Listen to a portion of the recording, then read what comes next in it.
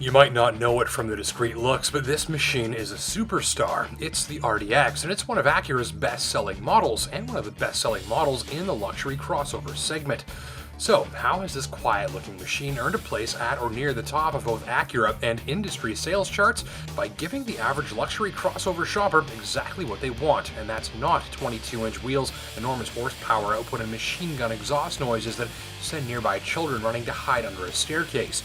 It's sensible, wholesome, level-headed stuff. Good fuel mileage, a reputation for durability and reliability, and winning just about every award there is for safety and residual value doesn't hurt either.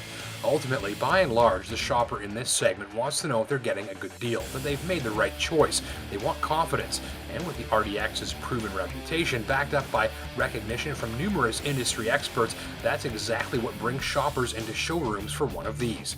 So with all of that stuff being the main reason you buy an RDX, I'm pretty much irrelevant today, since my job is to tell you about how this thing feels, handles, and drives, which with this machine isn't really what makes you want to buy one. Now, be that as it may, the engineers and designers recently gave this machine a heavy update, and there's plenty going on inside and underneath that sheet metal skin. So let's take a closer look.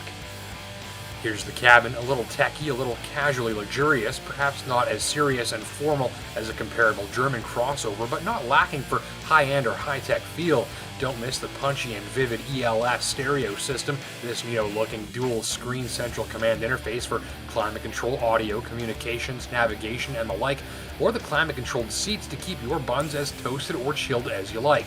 Automatic lights, climate control, and even automatic rain-sensing windshield wipers contribute to laid-back cruising with set-it-and-forget-it operation, and the power tailgate opens up onto a generously sized cargo hold with some traits that I like. A big wide opening that's square, a low load floor for easy loading, and seat backs that can be folded down in a jiff. There's more space optimization in the rear seats, notably headroom is decent for adults and so is footroom thanks to clever packaging of the interior that does away with the need for a hump in the rear floor. And up front, plenty of space, heaps of storage all around in various bins and cubbies and compartments for your things, and my favorite, no real climb up or down, pretty much just a lateral butt slide into the seats. In all, you'll likely find the cargo capacity, size, and even ride height to all be just right here.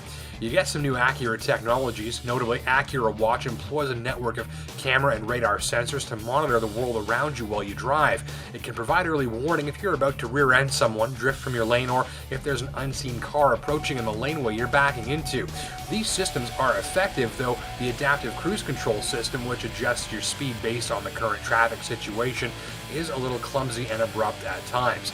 These LED headlamps are a new Acura technology as well. They use less energy than halogen or xenon, and Acura is proving that they've got this technology nailed down.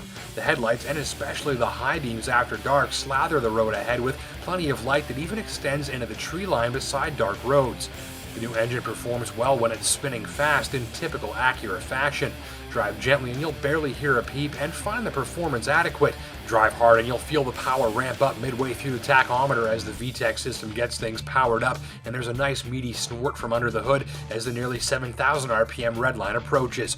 Nice engine, this thing. And if you like, you can even use the paddle shifters to control gear changes with great rev matching on downshifts and quick shifts up.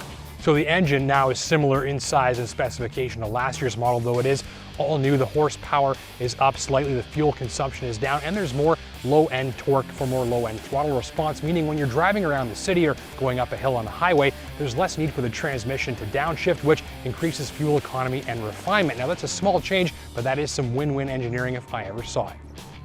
Ride quality can be a bit of a mixed bag depending on what you're driving over. Smooth or even lumpy roads are handled with minimal unwanted noise and harshness, though rougher surfaces and especially sharper bumps can see the suspension feel abrupt and become noisy. Though mostly the RDX rides well, I was hoping the ride quality would be maintained at a higher level when the going got really nasty. Mileage on my watch landed at just under 10 liters per 100 clicks, which is pretty stellar for a machine with this sort of size and power output. You could say that the fuel-saving technologies at work here, and there are lots of them, work really well. So let's sum up Acura's safe, sensible, and high-tech sales superstar. You'll like the smooth and punchy engine, the casually luxurious cabin, the generous cargo and passenger space, the headlights, and the confident brand reputation at work here. You may wish for a smoother adaptive cruise control system, and drivers traveling frequently on really rough roads may wish for a smoother and quieter ride. End of the day with an impressive standard features list, a trophy rack stuffed with awards and a proven brand reputation, as well as plenty of space, decent overall comfort, and good fuel mileage. The RDX ticks virtually all of the right boxes as an attainable and sensible luxury crossover for the masses. Consider it alongside comparable offerings from Audi, Lexus, Infiniti, and others. Where a gorgeous powertrain, effective use of high-tech, and plenty of long-term purchase confidence are priorities, this one hits the mark. RDX starts at $42,000, with this fully loaded elite-grade tester coming in a touch under $47,000. Thanks for watching.